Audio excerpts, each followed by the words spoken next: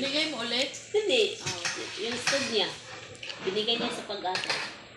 Namukuha din siya. Hindi Hindi kita pala yun naitan. ang pag-asa. Tapos, wala siyang pambayad ngayon.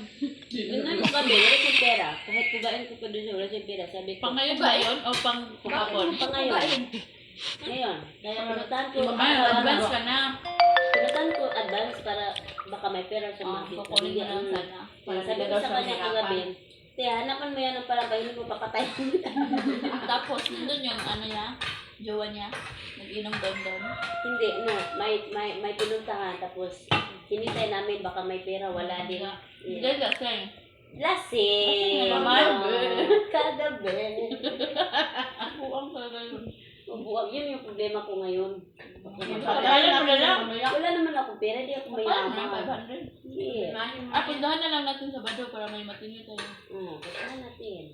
Baka mapatay din. Wala tayo ng sultan. Martilyo. Nga, may vlogger na tayo.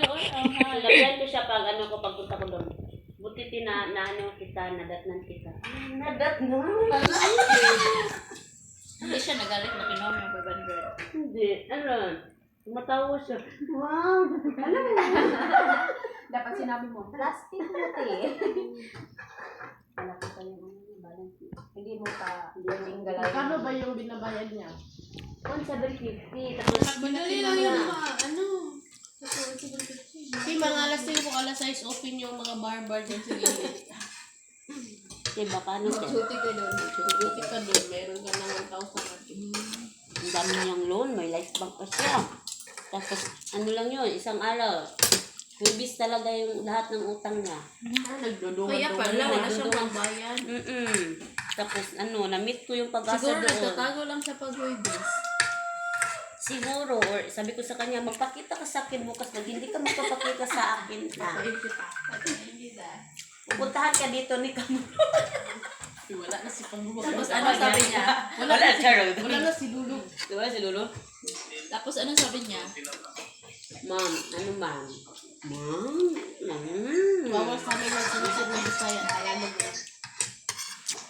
Yung ma'am, paniling kamutan ko bukas, sabi niya. Wala siyang anak na nagtatrabaho. Walang anak, maliit yung anak niya. Tapos yung anak na nandun sa mama niya, wala siyang binubuhay.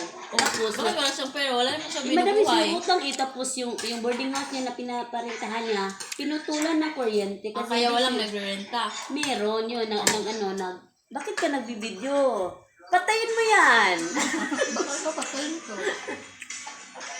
Baka ikaw patayin ko. Subukan mo. Wala.